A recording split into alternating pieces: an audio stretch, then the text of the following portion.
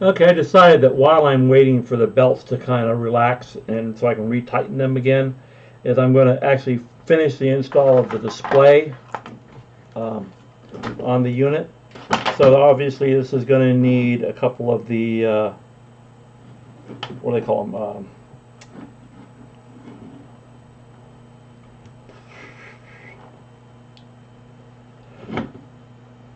M4 10s and a couple of T-nuts is what it's going to need.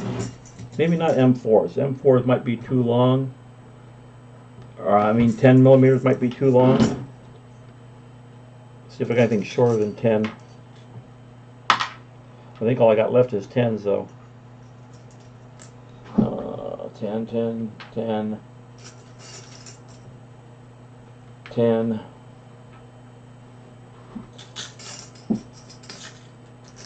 Ten.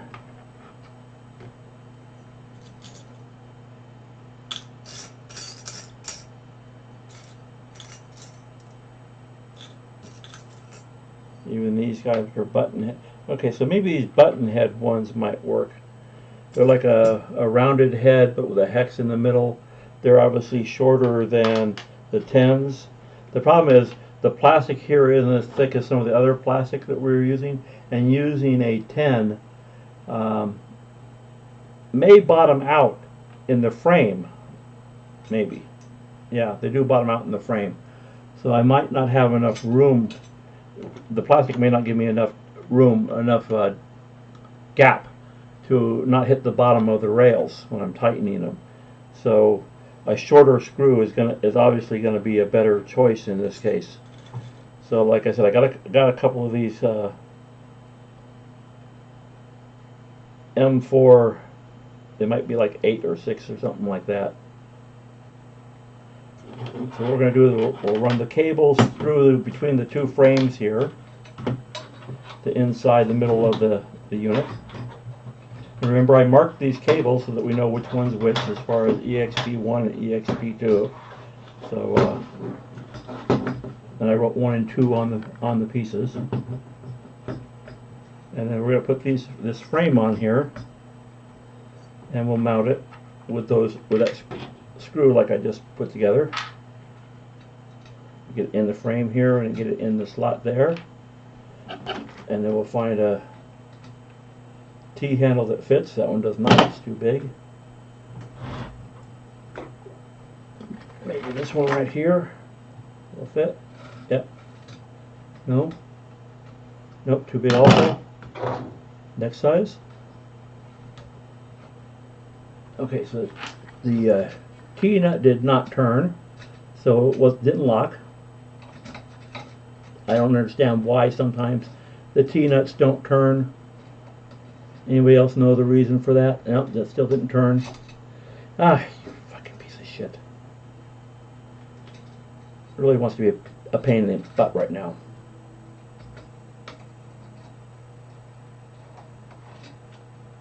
There, that one turned that time. And I can tighten it down. I got it about centered.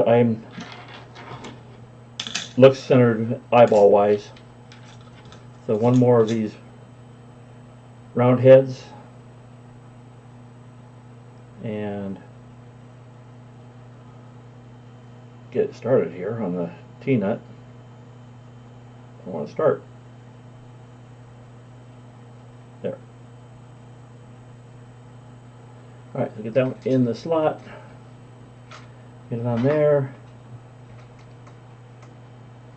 Turn that. Okay, that T-nut turned, so that's great. And I can tighten that down. And now the display is mounted on here.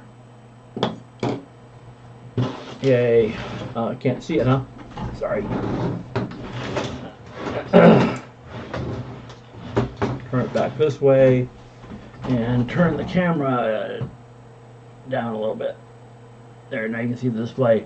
So I just put these two nuts in to hold the frame of the display onto the printer. Pull the cable out of the way there. So there we go. That's got that in place.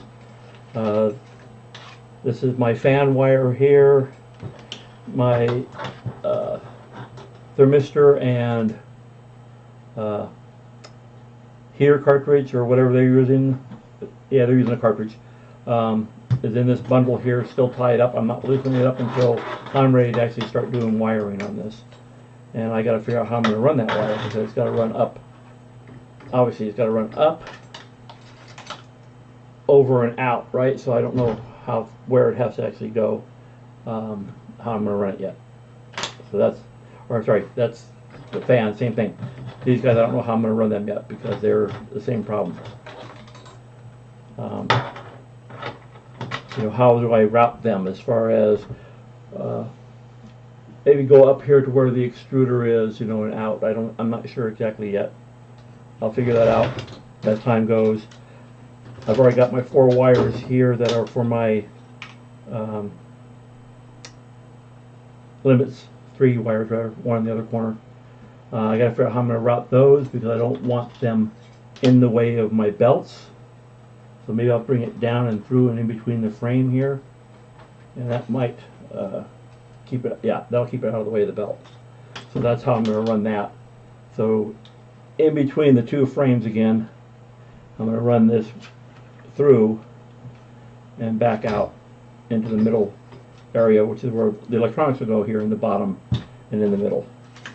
So that'll take care of all those, and they won't be in the way of the belt. That's the key issue there. We don't want them in the way of the belt, because we don't want tangling up in the belt or wearing on the belt, and the belt wear a hole through the wiring and causing a problem for me later with it. So we'll get that out of the way again, in the middle and out of the way. And now my belts will move these things up and down as we get there. Unfortunately, there's no tension on the motor, so the thing will stay there, but if I move anything, it will go down. It won't stay up. Okay, this is the fan motor. Right here is one fan, and here's the other fan. I'm not sure how we route these things yet. I'll figure it out later. Got all my limit switches in the middle now. The little extruder houser, because I need to get 2.5 millimeters, which reminds me I need to order those on Amazon so I can get those, or 2 millimeter. So I can get those. And again, I'm going to wait a little while longer to allow these belts to relax after being stretched to a degree, so I can tighten them up better in a little while. And so now you've seen me mount the display, you've seen that. Things that are left to do is to put the power supply mount and mount it in. It actually uses, I believe it uses this plate here somehow, which I believe is going to get mounted onto the side of the frame here. No, this is for the electronics board, sorry, this mounts the electronics board. It's going to get mounted on the bottom of that interior frame, and then the board will get mounted on here. And that's why there's some standoffs inside the kit. So this board's going to get mounted on here. There's 4 holes for it on the thing for mounting it. That's going to get mounted on there. And that will, don't know why they have too many holes. Obviously they had different boards they could use, and so they changed the mounting holes. But anyway, let's get mounted on here. I have the heat sinks that need to go on all these driver chips. They're in the box somewhere. One of these boxes. There's them right here. So these heat sinks will get mounted onto each of the driver chips. And this will get mounted onto this base. And the base will get mounted onto the printer. And that will take care of all of those things. Then after that, it's the power supply mount. How am I going to mount that power supply?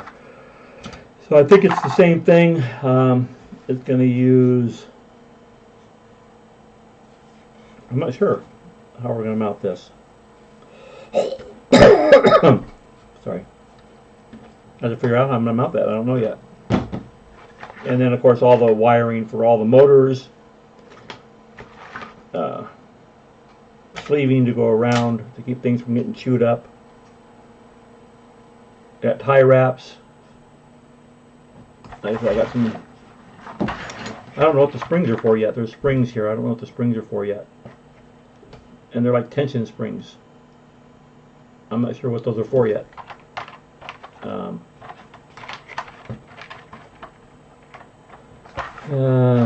that's almost it. We're almost to the end of this thing. Very little left to do on this. You know, electrical, but that's not a big deal. The drawing actually shows where all the connections are on here. So here it shows all of the motors connections, all the motor connections. It shows the bed plate and the extruder, the AC power, the power supply, everything's on there. Somebody's at my door. So I'm going to stop the video here. Okay, so I've retightened the belts back up, so they're a little bit better. You can kind of see this isn't quite so loose anymore. So the goal now is I haven't adjusted these yet. You see they're loose. They're very loose still. I need to tighten the set side here, which is very loose at the moment. I need to tighten that up, and I need to then adjust the eccentrics on this so that I can get the eccentrics where we want to go. I think I'm going to move this other camera into a position that's a little more conducive to the work we're going to do. You can't see what I'm working on over here. So I'm going to actually move this other camera over to this side over here and have it coming in and pointed at where I'm working right now. So it's a little more in line with what we're doing. I've got a Coke here. I need to move out of the way or I'll spill it. I'll set that over there. Temporarily move this table back out of the way. I have the tripod with the camera on it.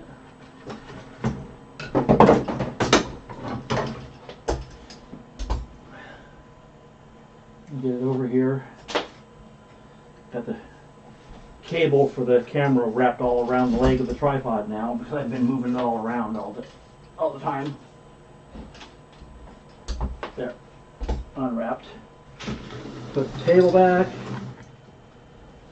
Bring the camera over here. Turn it. Bring it up. Can we see what I'm doing? Yeah, you kind of see what I'm doing here. So what I'm going to do is I'll be tightening up this guy. As you can see right here, this one is really super loose right now. And I will tighten that up and figure out which one I need here. Looks like that one. Get on that nut. Nope, wrong one. Other side. And we'll tighten that up because that should just be tight. That doesn't have any adjustment to it. This one's wrong size. Try this one. It's just starting to spin inside the screw there. There, that's tight. And I'll tighten this one too just to get it tight because I never really tightened it. I just kind of put it together. Okay, so now that's tight. Now what we're going to do is we're actually going to go now and loosen up this and turn the eccentric to tighten up the play. Actually, this one seems like it has there's a little bit of play. I don't know if you can see it or not, but there's a little bit of play here back and forth. So I'll tighten up the eccentrics on here, or change the eccentrics on here, and see if that will resolve it or not. A little more on that one maybe.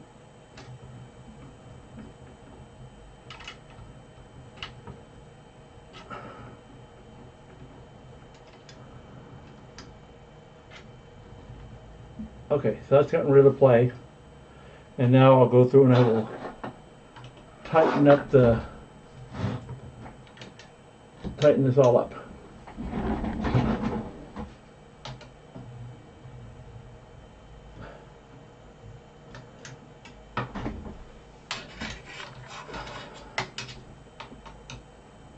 And now we got it tight. This guy doesn't have any wobble side to side anymore. He moves very smoothly up and down, and that's what we're really going for with this. Check this one. I have the same problem. Side to side wobble with it. Make sure this is tight here first on the fixed side.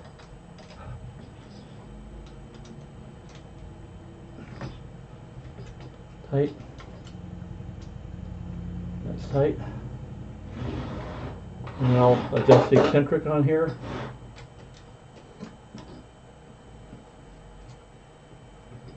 Wow, that's really out of there. Okay, that one's good. That one's still loose. Wow, made it worse. Still a ways to go yet. Almost there. Okay, now I got that done. I'll tighten this up.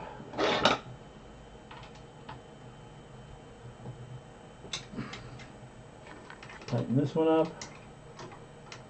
If I can find it. Come on. There. Okay, so now we got that one on. And that's nice and loose, and like I said, it rolls smoothly. One more to go. Wow, see how loose that is? That's here you can see that wobble. Look at that. Look how much wobble's in that thing. Okay, first thing is tighten this guy. Oh, weird that my eccentrics are on the opposite side on this one.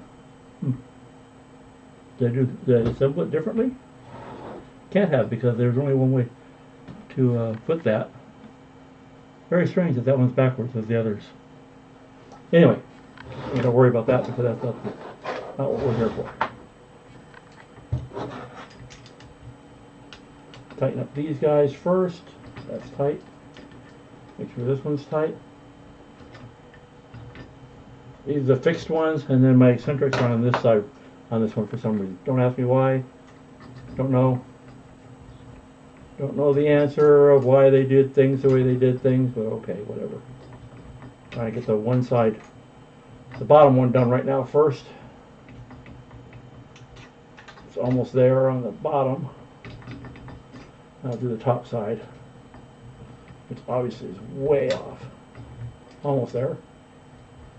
A little bit more. Okay, that seems to have it. And then I'll tighten these up.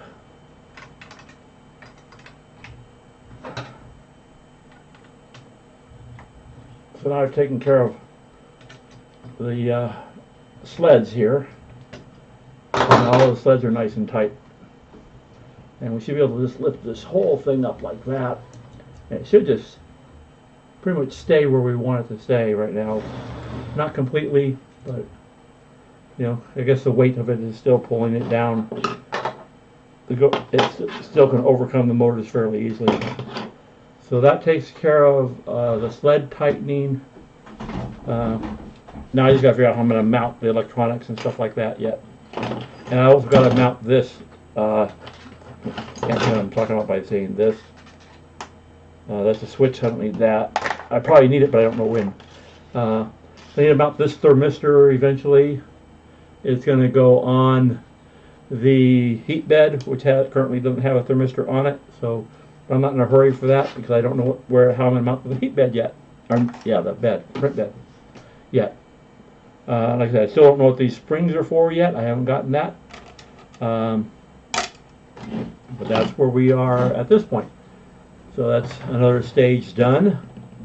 And now it's just figuring out, like I said, what I got to do for the rest of it to make it work. So that takes care of all that.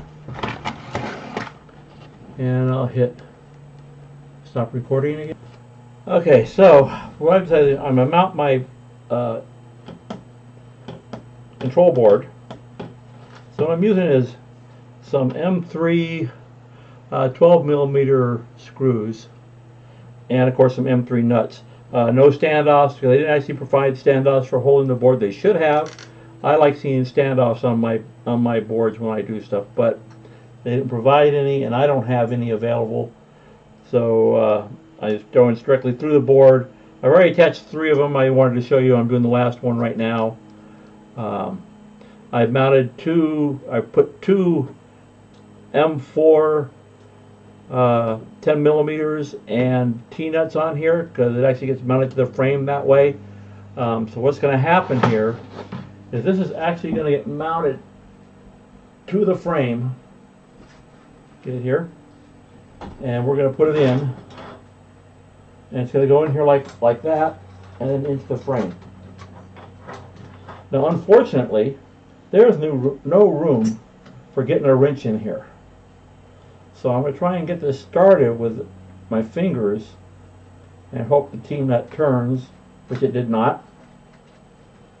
Typical problem with the T-nuts is that sometimes they don't turn. Try again here. No, still didn't turn.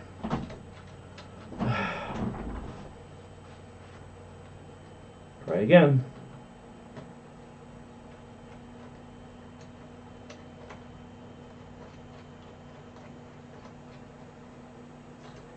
And it still didn't turn. Let's try the other one. Maybe I get lucky with the other one turning. Okay, the other one turned. So this one didn't turn. I'll have to try again and again and again until I get the freaking turn. It's a pain. Oh, it's stuck. Great. Loosen that one. No, I can loosen that one. Okay. Tighten that one back up. The one that gripped. Oh, and then I loosened it, and it came off now. Fuck. It's not one problem, it's another, right? Typical.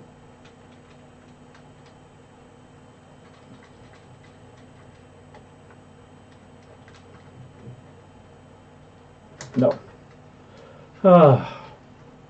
Sometimes these T-nuts are just such a pain in the butt to work with.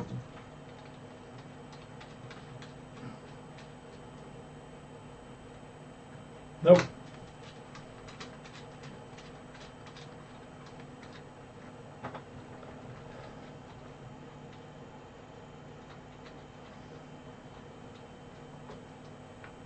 I can tell they're just not turning. They're just sitting in the friggin' slot and not turning at all.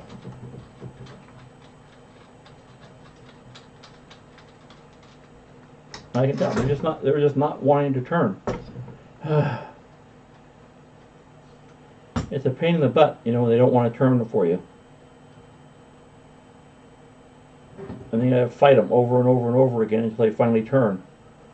If I could, you know, if I could see in there and see what's going on, I could get things lined up, and I could actually turn them with a wrench or something, you know, like stick an Allen in there and get them to turn. Nope. If I could get that darn thing to turn, it would be great.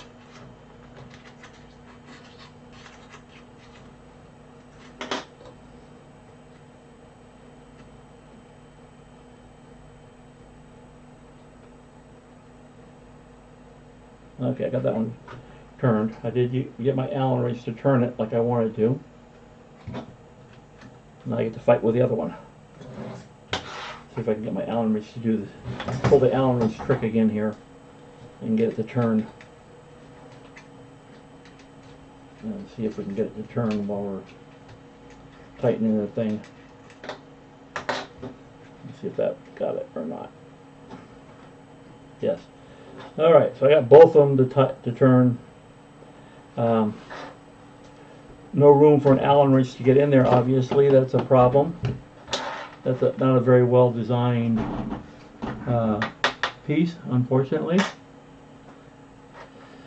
You know, the only thing you could do is, you know, drill a hole through the frame so that you can mount those, right? That's about the only way you can get the, and then of course I put the board on backwards. I wanted the board to go the other way, so I wanted the power supply. But there's enough room here I can get the wires in. It's not going to be an issue. I'm not going to battle with it just to deal with that. So I got all my electronics mounted. Obviously I can't tighten this because I cannot get an Allen wrench in there to tighten it at all. So it's as tight as I'm going to get it. Maybe I'll take a pair of pliers and grab onto the head and tighten it as tight as I can get it to tighten. And, you know, do the best I can with it, because it's obviously they didn't think ahead. What they should have done was actually taken a couple of rails and said these rails are special, have 2 holes in it that allow you to get access to those 2 screws, and that would have made this much easier to do. So that takes care of that part. We have our display connectors right here. I put it opposite, obviously, of my display.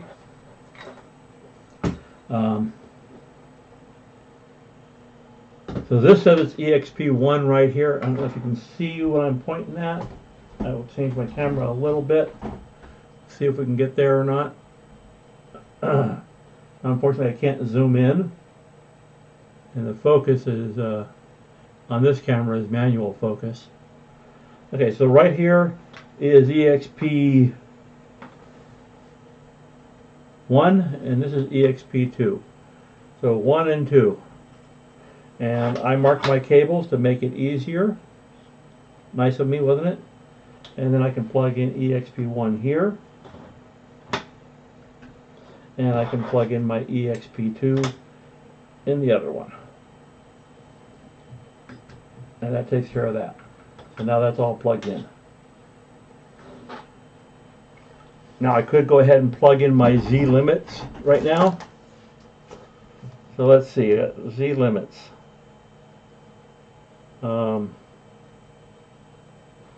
I cannot tell where they go. They drew it with blue lines over the top of the dark shadow black of the board, but so I can't tell where all 3 go. Okay, I see. I think I see it, but man, it's hard to read it. I'm gonna pull my magnifying loupe over here and look a little bit better at it. See if my light's on. Nope, not unplugged. It's unplugged. Okay. Oh wait, maybe this one.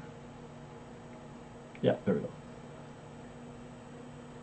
So what they did was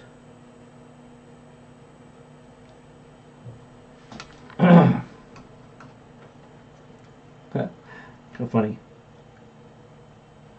So there's these orange connectors here. I don't know if you can see them. Probably not. Looks like you can't. I'm going to move this thing over so you can maybe see it. I'll try and get things closer in so you can see what I'm talking about.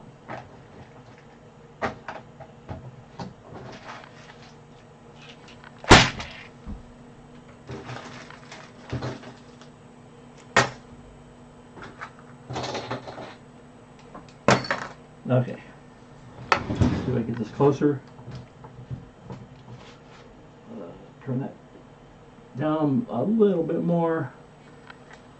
So, let's see. It looks like it's out of focus to me. Moving on me.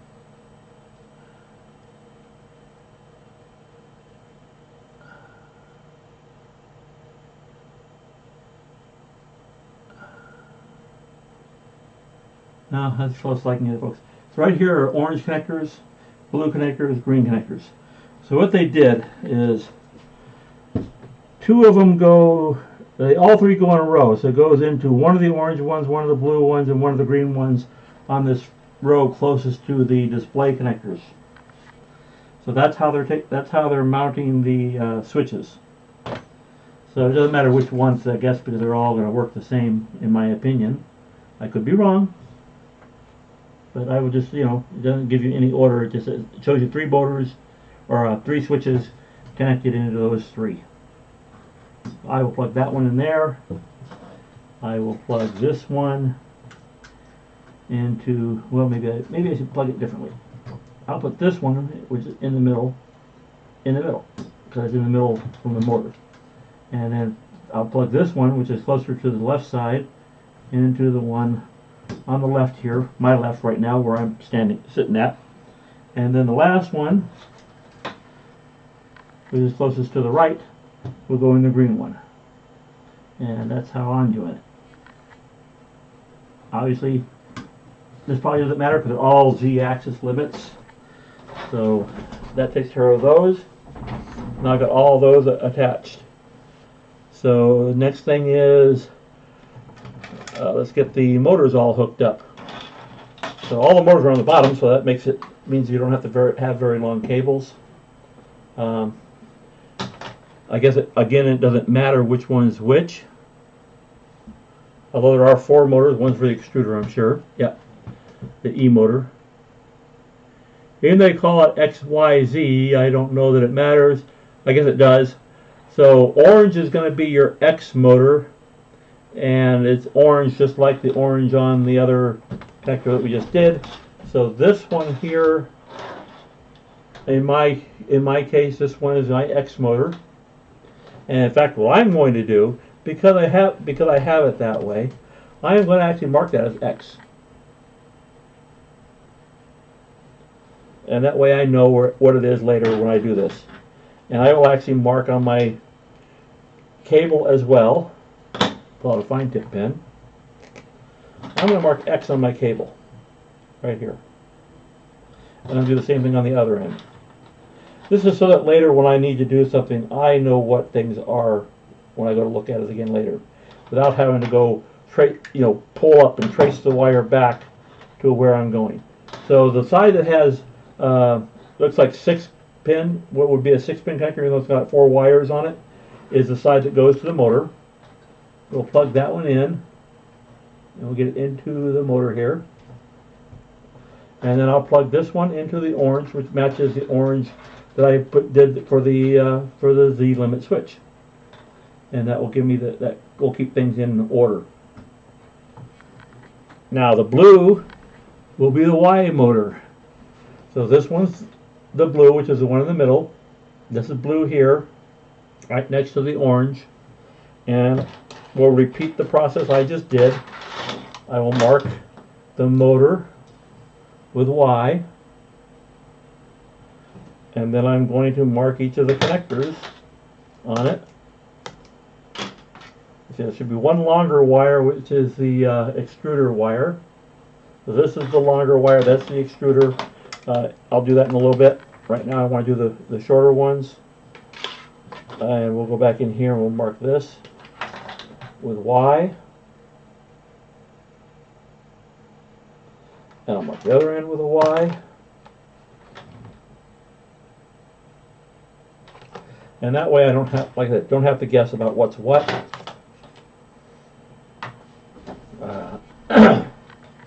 So I'll grab that and plug that into here, into that motor. Maybe. Okay, got that plugged in. And then we'll plug this one into the blue here. And then I have that motor in. Last one will be Z. So I'll mark my cables with Z. Or Z if you're from other countries. They call it Z. We call it Z in the United States. And that's marked. And then I will put AZ on the last motor here.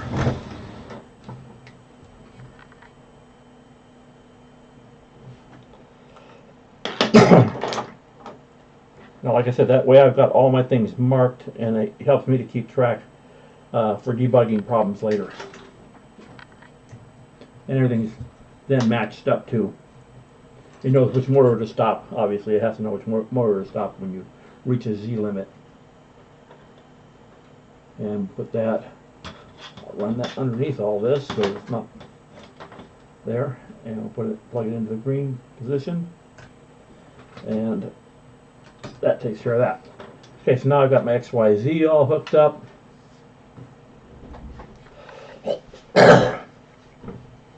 Now the fun thing is, how in the heck am I mounting this power supply? Because they didn't give me anything to tell me how to mount it.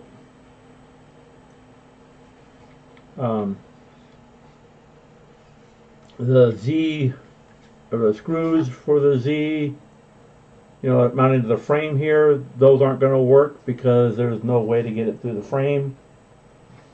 What it might be, there was a couple of, I don't know what these things do, but there's 3 springs through. So this is probably for bed leveling. I need to look at that. I don't know. Truthfully, I don't know. I'll have to look at that, but it looks like it could be for bed leveling. I don't know. I don't want to use, I can't, obviously don't want to use those up. And I don't really have anything else hardware-wise to go with this to do anything. So I don't know how what the plan is on how to mount this power supply. I definitely don't want it just flapping around in the bottom of the printer. But I've got absolutely nothing else in the world of hardware to do anything. So, no idea.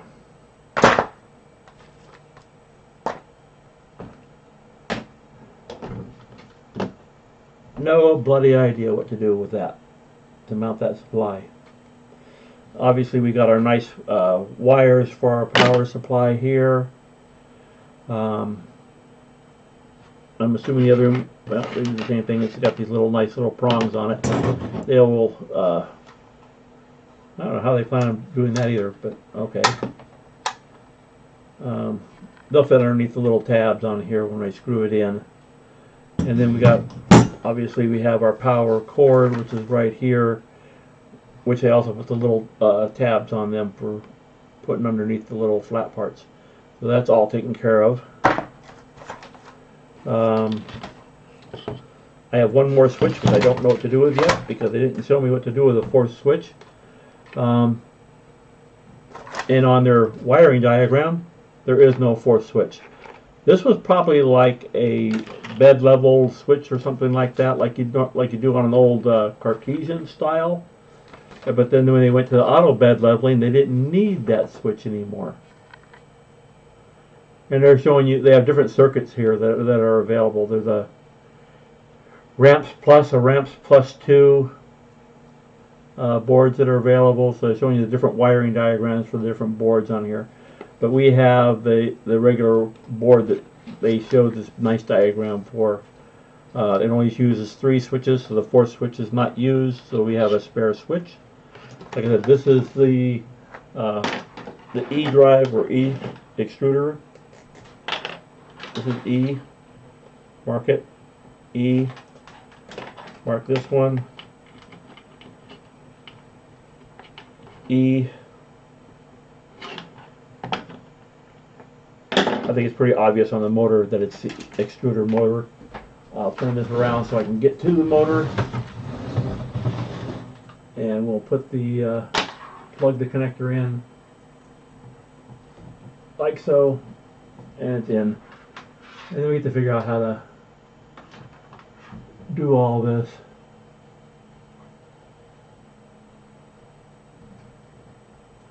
So it's got, I'm gonna want to get it inside this frame somehow. Is what I'd like to do. Probably should put it inside the frame with the other wire, but I already put the cover on, so that was a mistake. I probably could have wrapped it around, brought it around the front, and ran it down inside the channel on the front side. But now it's on the back, so now I'm kind of screwed with that. And then the E extruder goes in this last one here, the black one, and I'll plug that in. And that then has my motor on that side. And that probably is why they have another piece of channeling, a channel cover. Oh, I don't know where I put it now. But there's another piece of cover that was short. And that's probably the one that covers this wire up, would be my guess. I don't know where I put it. Oh, here it is. So there's this short piece here. So maybe I got that up too high. I mean, it can only go so far up before it runs out of room on the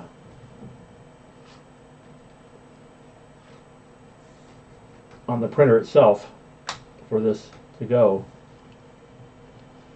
You know, these things are really painful to get the snap in sometimes. But I'll get this all in if I can. Like I said, sometimes it just doesn't want to snap right in the way I want it to. So we'll get that all snapped in here with my wiring. So what happens is it'll get cocked on you, the plastic extrusion here, the plastic cover, and it won't snap in. It'll go in on one side and not on the other. Okay, so we got that all in now. And like I said, I can lower this down now because it's only going to go so far down. You know, it's not going to go, you know, it's not going to be, it's never going to reach past this point. You know, so it can't go past this, right? Because that's where the Z limit switches are. It can't go any farther than that. And what's funny is all of the Z limit switches missed the plastic because they had you put that spacer in there to screw the screws in, and none of them hit. Absolutely none hit. That was pretty stupid of them too. Anyway, so I have to go back and take the switches off and remove that piece of plastic because none of the Z limits. Anyway, that's beside the point. So obviously, I don't need to have this way up here, right? It really doesn't need to be way up here. This is even with where the thing is, and it doesn't need to be that high. So I can bring it down to even with the plastic piece right here, and lower this down to be even with the frame here, or with that piece of plastic that's covering or hiding the wiring. So I can drag that down like that. I can pull this, maybe pull this wire, pull out the slack, right? Bring it down some more, maybe. No, it wants to fight me now. Okay, there we go. And I'll pull out some more of the slack. That's about as much slack as I can get out of this. And it will tighten this back up again. And that will get us pretty much as dressed as I can get this wiring to go without actually being in the thing. So now I can bring that around and it's out of my way, and it hides the wiring as much as we can. I probably, you know what I could do? I could bring it through here and hide it that way a little bit more. Or nope, can't go through there. Can't go through there. Could go. That's where it goes. That's the only way it's going to go. Okay. So goes through there, and then I'll plug it back into the black again over here. Turn that around and plug it back in. Okay. So now I've got all my motors hooked up. I have. Let's see. I don't have my fans hooked up yet. So I have my cooling fan. Let's see. The cooling fan. No. Okay, so this fan is going to go into the white connector on this end over here. This is cooling the hot end. The heat sink on the hot end, not the hot end itself. So that one goes in there. And that's out of my way then. I don't have to wonder about where it goes. I gotta figure out how I'm gonna route these wires, so that's the question on this. Is how do I make those wires pretty? I guess that's what the sleeving is for. I guess that's what this is for, is to bundle all of these wires together and run them down. They're gonna hang, I guess, hang down, snake down. I don't know how they planned that. That wasn't a very good plan on their part as far as that goes. Maybe I can run them out the side here so they're not in the way. I guess that's what you gotta do, because the build plate will be in the way otherwise. So that ain't gonna work this way. So yeah, this probably needs to come down to the side. I'll get this rubber band off.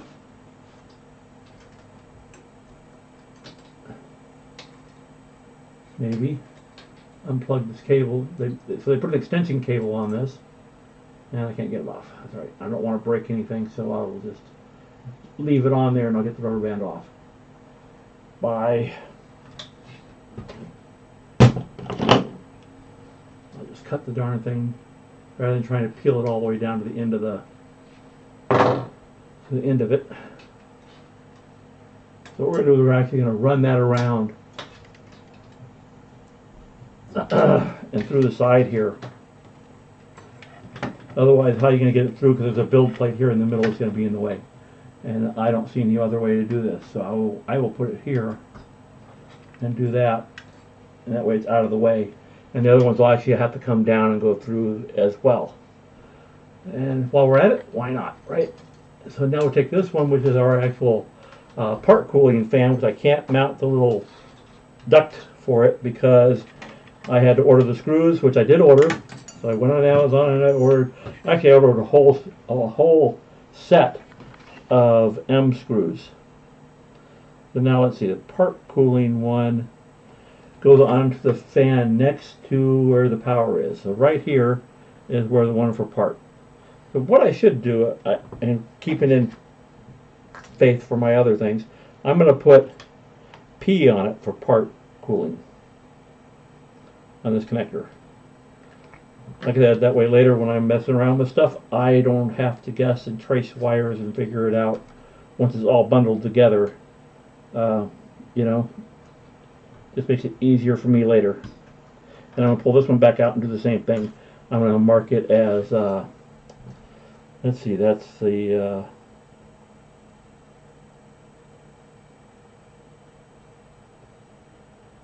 heat sink. So I'm going to put H, if I can, I'm going to try and write HS on here. HS. So that'll be my heat sink.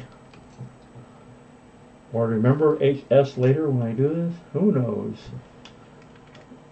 So I'll plug that back in now that I have that marked.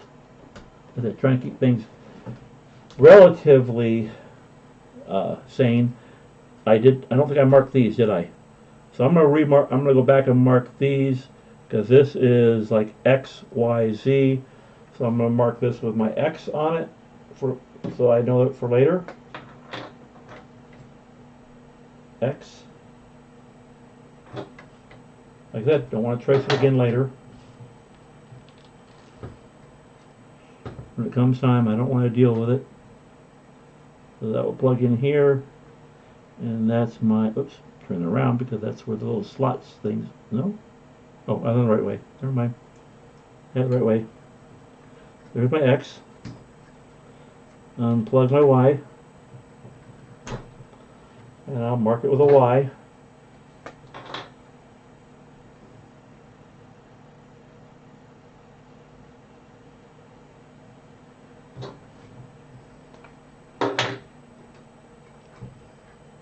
And I'll plug it back into the Y position.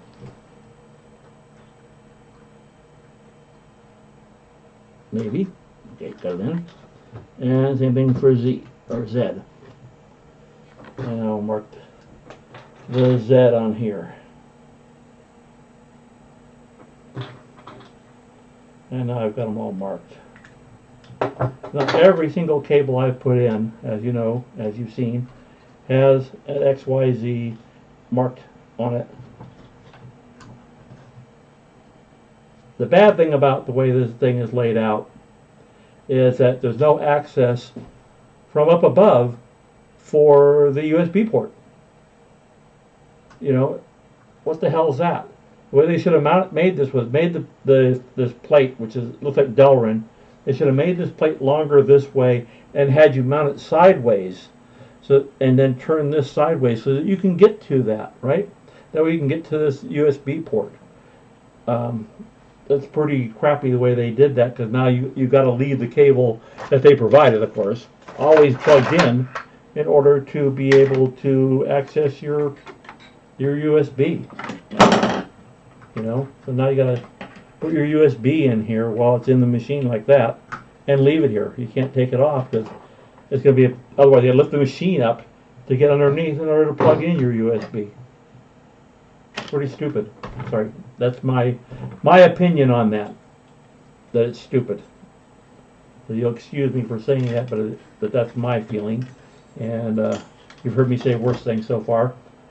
Maybe you won't, because I'll bleep. Like I said, I'll go through and edit the video and bleep out my F words, my F bombs, from when things are pissing me off. And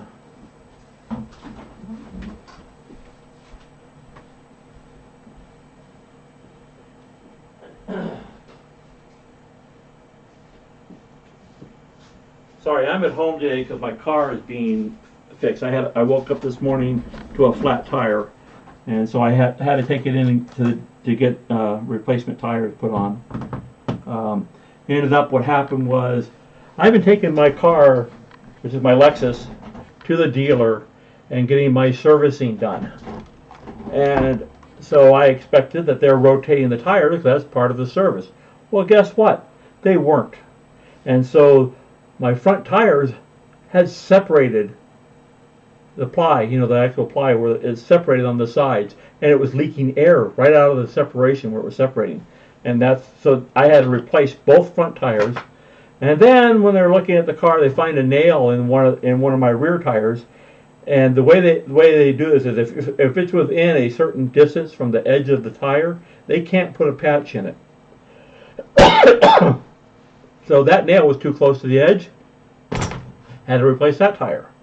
So I said, well, if you're replacing 3, might as well replace all 4, right? That way they're all in the same wear pattern, the same age, everything. So had to replace 4 tires today. So I just got a text message. That's why I walked away. That says my car is ready. So I'm going to break the video from here and take an Uber back over to the shop where my car is, because my wife's not here. She's in Russia until the end of June, so I have no one to take me over there to get the car.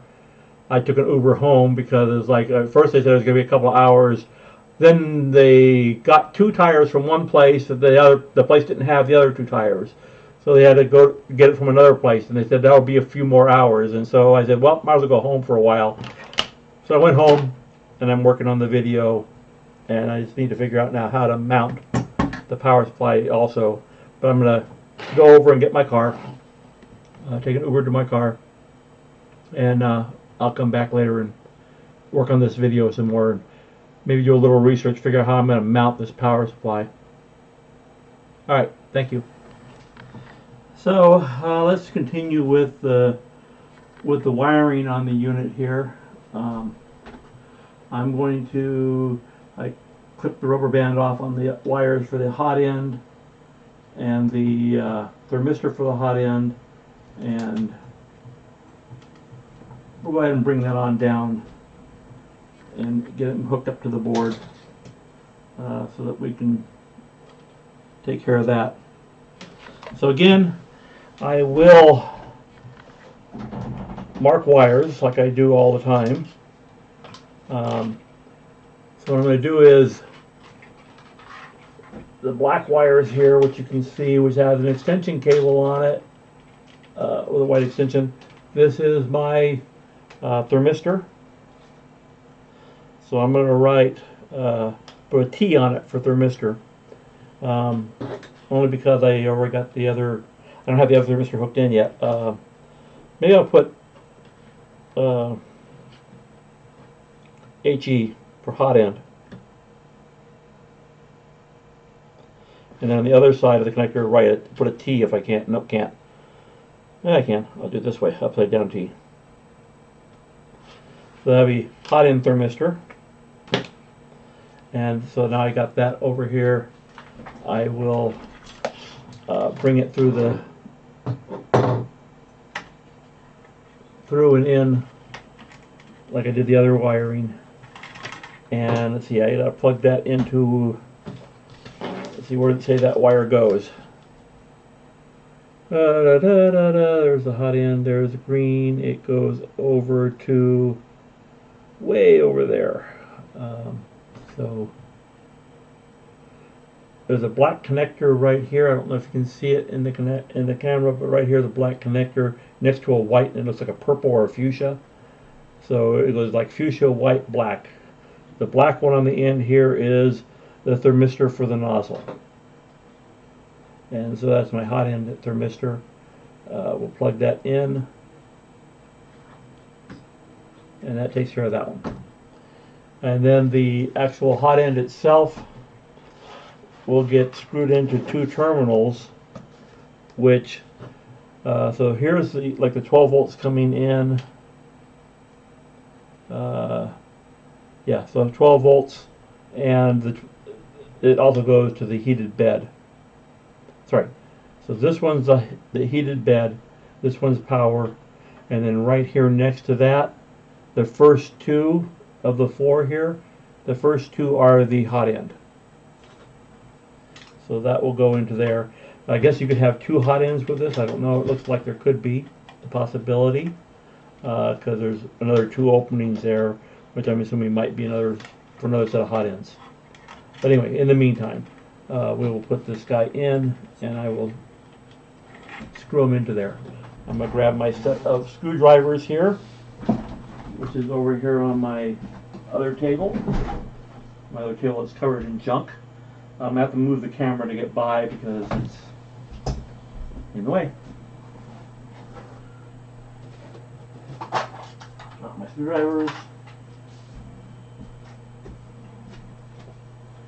Put my camera back.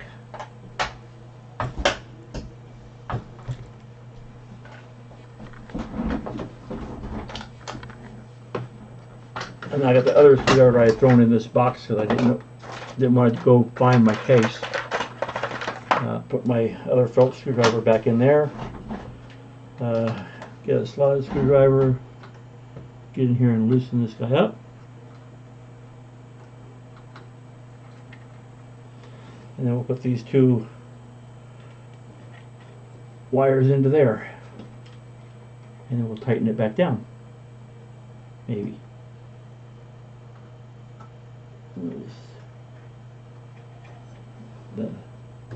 Get in as far as I can get it and tighten it. And that's in snug. These aren't there's no polarization to a hot end. It's just running power through it.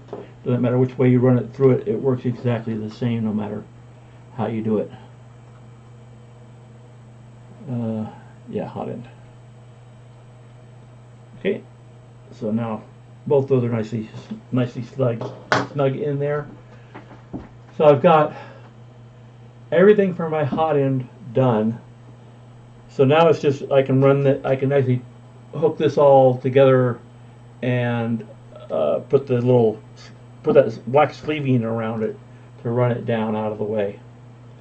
I still need to find how I'm going to mount the power supply, but that's not a super critical deal at the very moment. I'll get this on here. I don't know if it's long enough for all this, but yeah, I guess it'll reach all the way down. And then I'll get this all nicely dressed up and make it pretty as far as that part goes. I can hook up this guy to the hot end over here. Get my Bowden tube in. So now that's in there. Probably should have run that wire a little differently. because I got them on the other side of that. I'm gonna redo this one wire right here.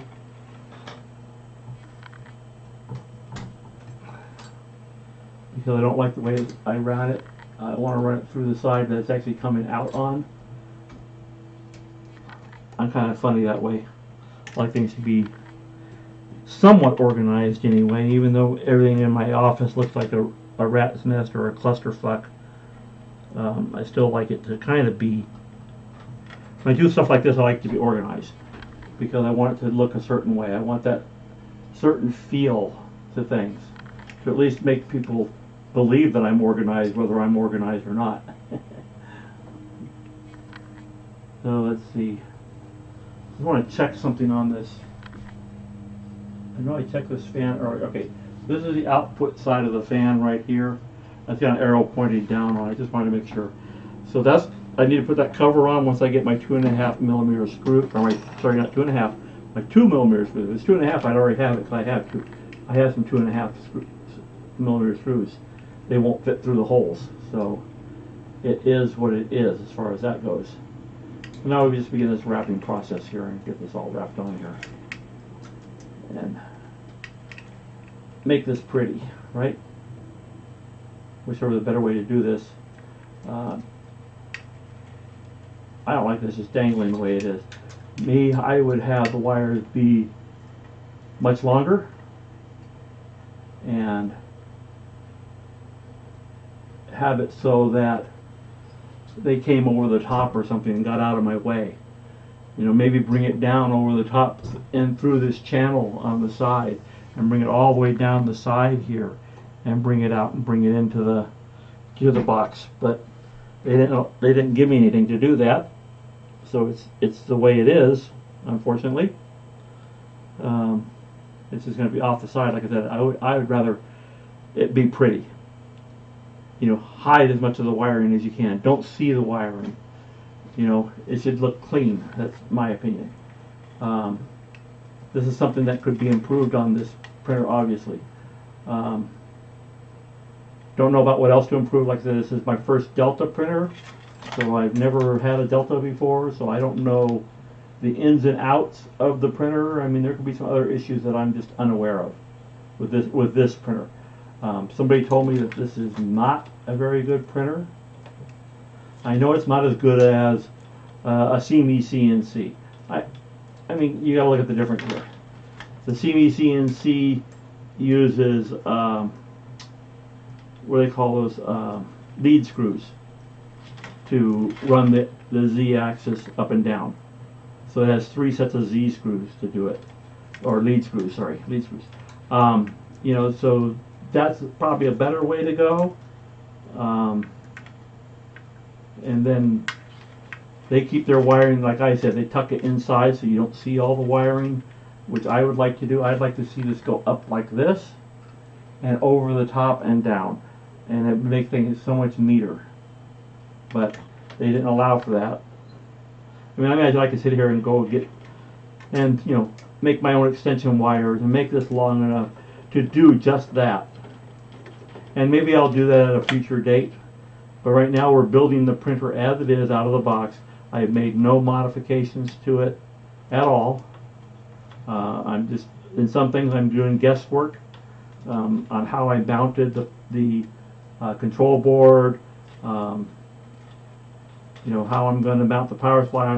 It's going to be, I may actually have to print a bracket or something to hold the power supply. I don't know. I just don't know enough about it. You know.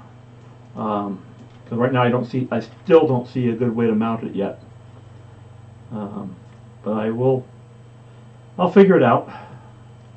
Whatever I come up with, you'll see it in the video. So that may be the only modification I do, is trying to do that with the mounting of the power supply, at least at the beginning of the build here. There may be another way to mount it. I don't know yet. Like I said, I don't have anything that says. I mean, I could cheat. Obviously, I could cheat this thing. You know, it's easy to cheat things, right? I can sit there and go, okay, I'm just going to take and you know, drill a couple holes into the extrusion, right? I could drill some holes in the side of the extrusion and mount the power supply through a couple of holes through the extrusion, because I can just sit there and go, all right, I'll just take these two holes right here, and I will mount this thing to the side of the chassis. But where? Because I don't see where I'm going to mount that sucker, right? There's no room. Once you have that thing, the control board in here, where do you mount it? Right? No matter where I go, there is really no room to mount this power supply. You know? I may end up moving this over, move it down this, move the control board this way to give me room to mount the power supply sideways over here like this. And you know, it's just enough room between the motors to mount that power supply. And I may have to, I actually need to turn it over and have it going like this way. But even no matter what, I still have to have room, and I don't have room right now. So this may have to move in order to mount that power supply. What I thought was maybe I could print a couple of brackets, right? And I could have the brackets go between the gap of the two extrusions on the bottom here. And between these two, then I could have the bracket have a couple of holes in it on each end to mount the power supply. You know, so I could mount it that way, and it ended up mounting like this on the inside, though, right? And have the brackets bolt to this side using M4 10 millimeters or something like that, and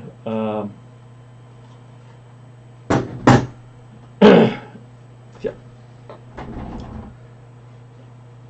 And these, I forgot what they call them now, yeah, the nuts for that. So I could do that. That's, you know, another way to get there. Anyway, let's continue on with my wrapping of the wires here. I'm digressing on this, trying to come up with, like I said, ways to mount the power supply. Like I said, there's lots of ways to kill the, or skin the cat, as they say. There's lots of ways to get there.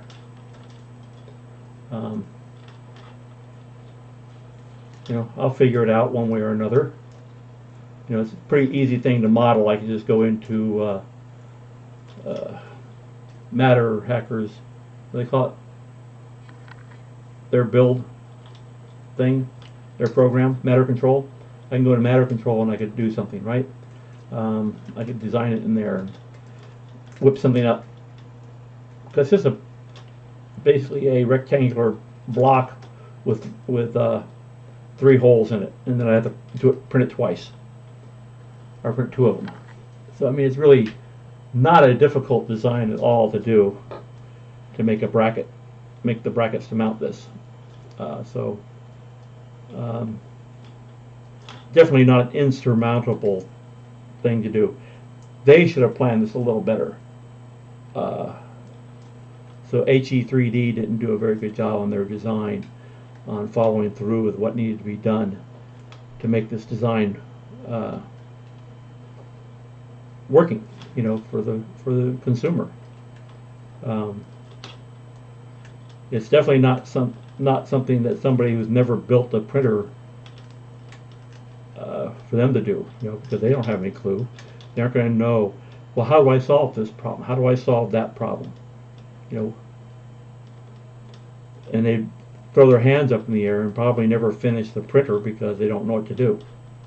They don't know that, you know, if you have a printer, maybe you don't have a printer already, and you just heard deltas were a better way to go, but you couldn't afford a CME CNC, you know, for, you know, what, a couple $1,000 for a large one, especially this size, like the, what is it, the Artemis, I think it was, that's close to this dimension, and it's like, I don't know, what is it, like $2,000 or something? You know, it's not cheap, and you know, this one's cheap, and in some cases it shows. The belt drive is one way that it shows it's cheap. You know, those lead screws are expensive, especially when you get into the thing that's going to need to be, you know, what's it going to need to be to get there? You know, how how tall does this, how much does this lead screw need to be? You know, you're probably looking at, you know, 1,000 millimeter lead screw, right, to run this thing. You know, so there's, you have to really pay attention or think about what you're doing with it. I think on the CME CNCs, their extrusions may not actually be extrusions. It may be more like a pipe or something. I don't know. I haven't seen actually physically seen their printers, so I'm only going by my thoughts after looking at this printer.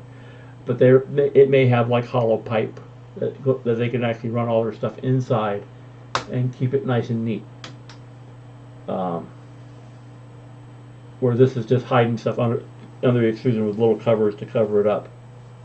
Not a bad way to do it, but I think the belt drive is probably not the best way to do this. It's good, it's okay, but not the best. And that may make things a little bit on the cheaper side, which is why this is such an inexpensive printer. You know, $324 for a printer that will do 280 diameter by 600 millimeters tall. I mean, that's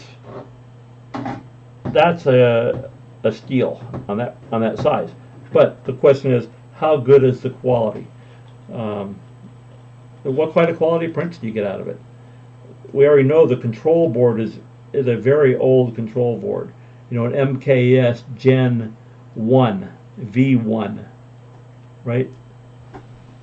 No, I'm sorry, Gen L V1.0. You know, so it's a really old printer board. So the printer board could stand some upgrading to it. Yeah, it probably costs a little more for a printer board. It might raise, you know, the price a bit, but so what? You know, I can afford a little more. I could, you know, I always talk about the money side of it, but that's because my wife thinks my printing is a waste of time, and it's just toys. And I said, well, you know, you call it toys, but I don't. I said, you know what I do, I enjoy doing. And another thing is, I'm the one who earns the money. I'm the one who works. She doesn't have to work. I make a decent amount of money that she doesn't have to work, which is nice for her. And it's nice to be able to do that. You know, to be able to afford that, not have to have two people working in the family to make ends meet.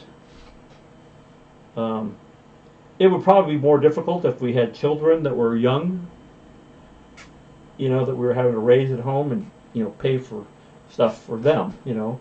But it's just us. It's just my wife and I. And like I said, I make a decent amount of money. I'm not going to say I'm rich, but I make a decent amount of money. So I can afford to do some of these things and afford to you know, I can't, like I said, I can't talk her into let me buy a $2,000 printer. It's just not going to happen. You know, I had a hard enough time getting her to let me buy the Prusa, which was, you know, $800 or something like that for the Prusa when I bought it, the Mark II. And then I immediately after getting the Mark II, I wanted the Mark II S upgrade. And immediately after that, I wanted the MMU upgrade. You know, so by the time we were done, we were looking, you know, $1,200–1,300 that I spent on that.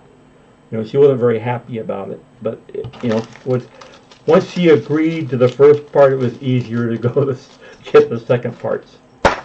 Anyway, so I've now done as far as I can do until I get the power, until I figure out how I'm going to mount the power supply. Like I said, I could drill a couple holes through the extrusion and run screws through and mount it that way. I'm going to have to move this control board because there's no room otherwise for the power supply to fit. So I'll have to loosen up those two screws that I tightened up with a wrench, and move that control board over so I can get to it easier, so I can get the power supply board in there, or power supply itself in there. Yeah, so that's where I'm at right now. And I think that's where the video will pause again for the day, for this moment, until I figure out how I'm going to actually mount it, and then we'll we'll talk about it. And if I go with, I think the cleaner method is to make the little brackets and mount it with the little brackets. But I'm going to do some research on it. I know a couple other people have built this printer and they've done videos and stuff. I'll look at theirs and I'll see if I can figure out what, you know, from what they did. They may have just drilled holes and mounted it. I don't know. But I also need to figure out how does the plate, you know, build plate / everything go together. So my thought is this plate here is the bottom, that it's going to get mounted somehow to this thing here. Don't know how yet. Probably like this, because there's a flat spot in it. And then to that will go the build plate on top of that. With, I don't know how they're doing it. Springs and screws, I guess, is the way it's going to work. Because there's a set of springs and screws right in here. They're black long screws. And so I'm assuming those are the way that they're mounting this whole thing. And but yeah, I'll figure that out too. And then when I have it all figured out, then I'll finish up the video on how I'm going to do all this. And I still got to figure out what are these for? What are these springs for? I don't know. I just don't know what they're for. So that's something else I got to figure out. What are these springs for? Sorry. Okay, so take a break. I'll be back with the follow-up and figure out what the last parts are going to be on this. Once I have it figured out, we will go from there. Let me tilt this up a little bit so to see that build plate as we get along here in a little bit. Turn it back a little bit. So my tripod over here that I kind of just wedged my camera in, my webcam into it. It's a fluid head tripod. It's actually the tripod I use for doing video work, like outdoors and stuff like that. I have another tripod with a dovetail mount on it that's motorized for doing astrophotography. It's not a very good one. It's a single axis motor, so and it doesn't do a very good job of actually keeping things synchronized. It did good enough. My desktop photo that you can see in the background on this video right now. In fact, if I turn off the other two videos and just show my desktop, let's see, turn off that one. Come on. And turn off that one. So that's the Orion Nebula that I took with my regular camera, 600mm lens, and my Canon camera. So I think I used 8-second exposures, and I made 32 exposures. And with the 32 exposures, that gave me, I stack them in Photoshop. So I do a little cleanup on them in Lightroom first on one picture, because they're all shot in the same environment and the same lighting. Whatever you do to one, you can apply to all of them. So I do it to the one, get it all looking the way I want on the first image, and then I tell it to apply all those settings to all the other 32 images. And then you do then you tell it to stack inside Photoshop. That opens and stacks them. And what it does then is it does a blend to them and brings them into one image, which brings out all the detail in it.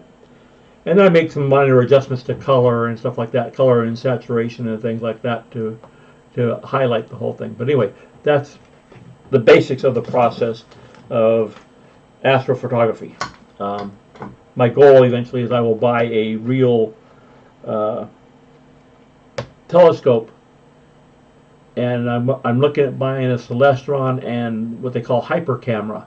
So hyper camera removes the little spider which is on the very end of the Schmidt-Cassegrain tube, and it removes that mirror and replaces it with your camera itself, and it's all set to focus already on that, and it allows you to have like a f2 lens that's, you know, will do almost anything you want to take astrophotography wise. And then it's tracking. It's 100% tracking, you know, both azimuth and what's the other one? Inclination. So it's able to track both those, and it keeps whatever the object is perfectly centered. So you don't end up with these little trails. Like if you look very carefully at these have little trails, so that's a star, but it's got a blur to it because it's not able to keep the track of it. And because it can't keep the track of it, it's done do a super job.